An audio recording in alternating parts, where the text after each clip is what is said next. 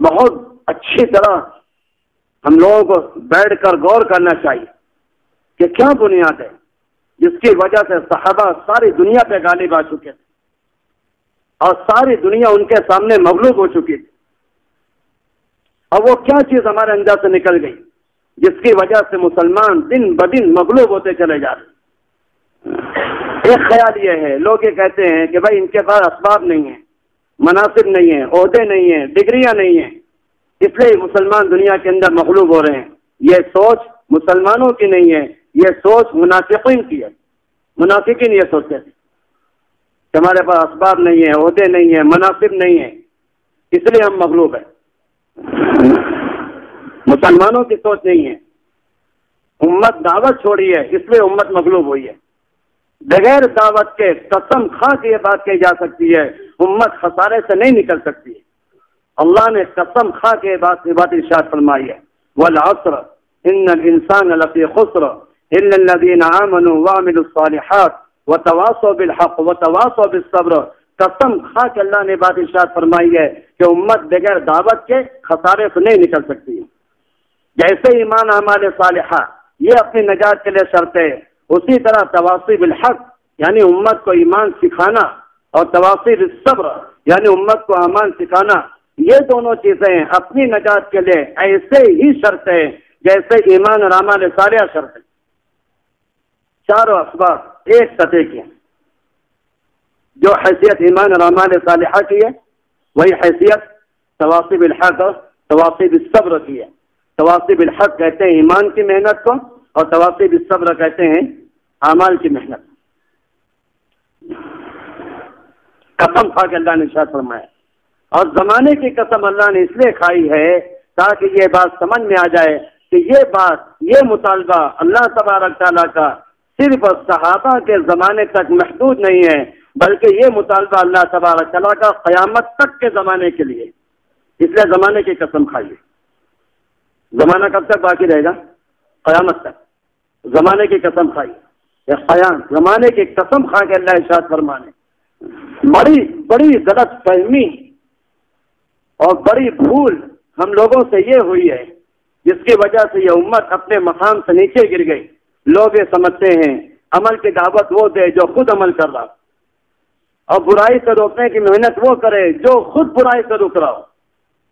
یہ اتنی بڑی نادانی ہے، شیطان کا دھوکہ یہ۔ سید ابن جبیر رحمۃ اللہ علیہ بہت بڑے تابعی ہے، فرماتے ہیں کہ آدمی شیطان انسان کو خیر سے روکتا ہے اس دھوکے کے اندر مبتلا کر کے کہ آپ تو اس خیر پہ عمل کرتے نہیں ہو، اس خیر کی دعوت کیوں دیتے ہو؟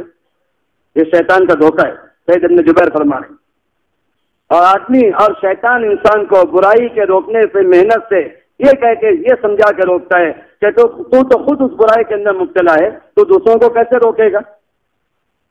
حالانکہ محترم دوستوں بزرگوں، بھلائیوں کا حکم کرنا اور برائیوں سے روکنا یہ اس امت کا ایسا فریضہ ہے جو کسی فریضے کے ترک ہونے کے باوجود فرض ہے۔ نماز کے ترک ہونے کے باوجود دعوت فرض ہے، روزے کے ترک ہونے کے باوجود دعوت فرض ہے۔ ایسا نہیں ہے کہ عمل کرنے والا دعوت دے، بلکہ عمل نہ کرنے والا عمل کی دعوت سے عمل پر آ جائے گا۔ برائیوں کے اندر مبتلا شخص کو برائیوں کے روکنے کی محنت سے خود برائیوں سے بچنے والا بن جائے گا۔ کیوں بھائی؟ نماز الگ فریضہ ہے، روزہ الگ فریضہ ہے، کوئی آدمی نماز چھوڑے تو اس کے روزہ چھوڑنا جائز ہے؟ کیوں بھائی؟ ارے بولو نا۔ صاحب بھوپال میں کہنے لگے ہمارا مجمع تقریر سننے کا آتی، تقریر بیانات، مانا فرمانے لگے کہ ان تراروں نے دعوت کے ممبر کو کانوں کی عیاشی بنا دی ہے۔ تقریر سننے کا وادی ہمارا مجمع، اچھے بیانات،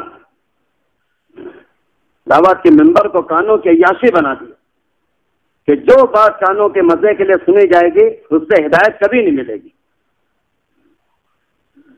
دونوں مستقل فریضہ ہیں۔ اس لیے محترم دوستوں بزرگوں، ہم سب کو سمجھنا ہے، ہم سب کو محنت پہ بصیرت کے ساتھ آنا ہے۔ قرآن سے دعوت سمجھیں۔ مولانا فرما رہے ہیں کہ لوگ قرآنوں سے دعوت سمجھتے ہیں، قرآنوں سے، حالانکہ دعوت کس سے سمجھے؟ قرآن سے سمجھے۔ مولانا فرما رہے کہ جتنا قرآن سے دعوت سمجھیں گے اتنی بصیرت استقامت ہوگی. اللہ تعالیٰ صاف فرما رہے ہیں، جملہ انکاری ہے، استفہام انکاری. ومن احسن قولا ممن دعا الی اللہ وعمل صالحا، سب سے بہتر دین اس شخص کا ہوگا جو دعوت اور عبادت کو جمع کرے گا. دعوت دیتے ہوئے عبادت کرے، عبادت کرتے ہوئے دعوت دے. سب سے بہتر دین اس شخص کا ہوگا جو دعوت اور عبادت کو جمع کرے.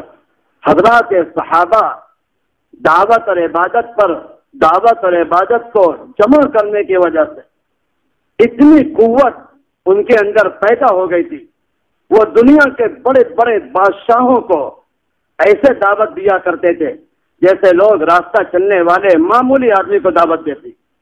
بڑے بڑے بادشاہوں کو کسی قسم کا ڈر نہیں، کسی قسم کا خوف نہیں. شجاع ابن وہب رضی اللہ عنہ کسریٰ کے پاس دعوت دینے گئے. کتنا بڑا بادشاہ، سپر پاور طاقت، اس کو دعوت دے رہے ہیں. اس نے آپ علیہ السلام کا خط پاڑ دیا، اس کو پہلوں سے رون دیا. تو آپ کے دل میں کوئی ڈر نہیں کہ مجھے ڈرنے کی کیا ضرورت. اللہ نے بھیجا تھا، اللہ کی طرف بلانے کے لیے گئے تھے. ڈرے تو وہ جس کو بھیجا نہیں گیا ہے، وہ ڈرے جس کو بھیجا نہیں گئے. تو ملاقات میں کیا ڈرنا. لوگ کہتے ہیں میں اس سے بات نہیں کروں گا، بہت بڑا آدمی. کیا کر رہے ہو؟ اللہ نے بھیجا ہے، اللہ کی طرف بلانے جا رہے ہو. ڈرے تو وہ جس کو بھیجا نہیں گئے.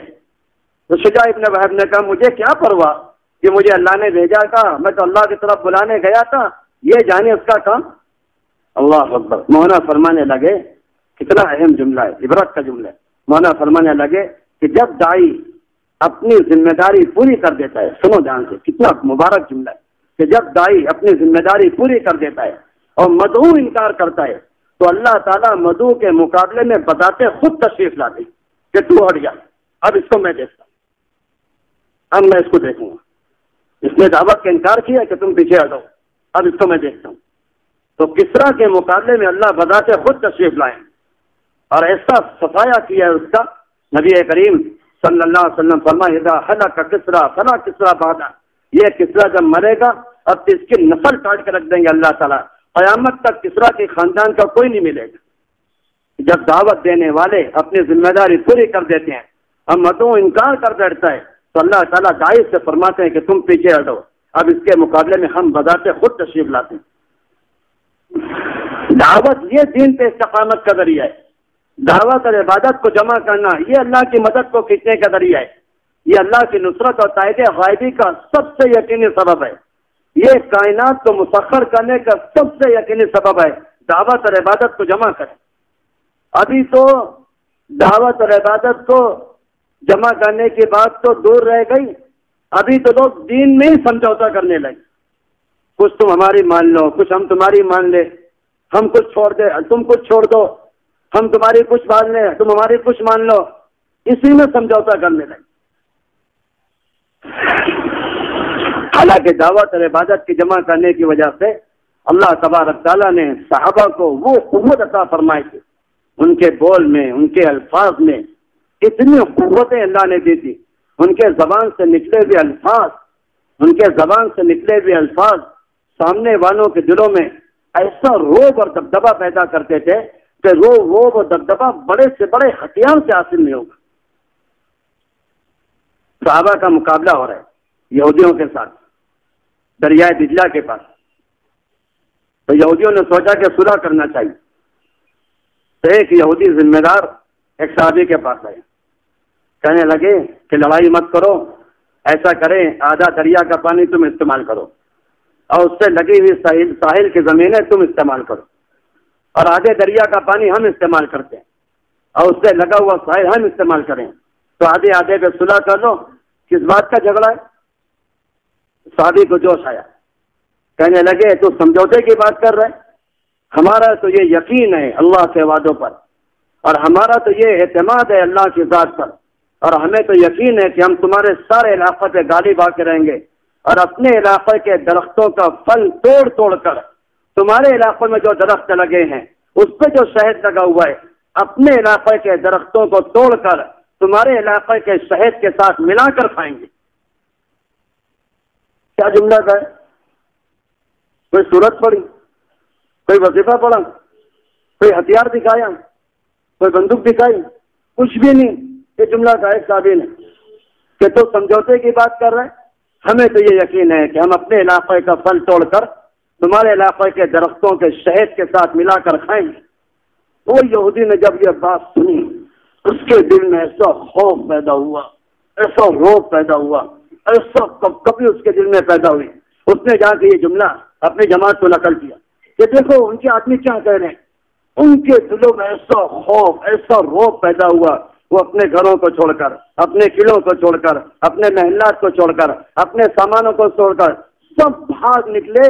سارا میدان خالی کر دیا, حتیٰ کہ اپنی بیوی بچوں کو چھوڑ دیا. ایک یہودی بوڑھا جو گھسڑ گھسڑ کر چل رہا تھا, اس سے جماعت کے ذمہ دار نے پوچھا, ارے تم کہاں بھاگ رہے ہو, کیا ہو گیا تمہیں؟ تو کہنے لگا کہ تمہارے ساتھی نے جو بات کہی ہے ہمارے دل میں ایسا روب پیدا ہوا ہے کہ ہم یہاں ٹک نہیں سکتے ہیں, تمہارا مقابلہ کرنے تو دور کی بات ہے. تو ذمہ دار نے پوچھا اس ساتھی سے کہ تم نے کیا کہہ دیا؟ تو اس نے کہا مجھے پتہ ہی نہیں میں نے کیا کہا. لے اللہ, مجھے پتہ ہی نہیں میں نے کیا کہا, مجھے تو یاد ہی نہیں ہے میں نے کیا کہا. سبحان اللہ, کیا بات ہے, مجھے یاد ہی نہیں میں نے کیا کہا. کہنے والے کو یاد نہیں اور سننے والے کو کتنا خوف ہے. سارا میدان, سارا علاقہ بغیر لڑے ہوئے بھاگے ہیں, اپنی بیوی بچوں کو چھوڑ کر بھاگے ہیں. کتنا روب ان کے دلوں اندر ہوگا. یہ دعوت اور عبادت کو جمع کرنے کی قوت ہے. کہاں کھو گئی وہ صفت ہمارے اندر, وہ استعداد کہاں چلے گئی کہ دین یعنی فرض کا چھوڑنا تو بہت بڑی بات ہے. فرض کا چھوڑنا, دعوت کی وجہ سے مسلمان میں وہ قوت پیدا ہوگی کہ اب پوری دنیا اور اپنی جان, اپنا سب کچھ قربان کر دے گا. ایک سنت کو چھوڑنے پہ گواہ, ایک سنت کے چھوڑنے پر تیار نہیں ہوگا. فرض کا چھوڑنا تو بہت اونچی بات, ایک سنت کا توڑنا, ایک سنت کا چھوڑ دینا اسے برداشت نہیں ہوگا. اپنا سب کچھ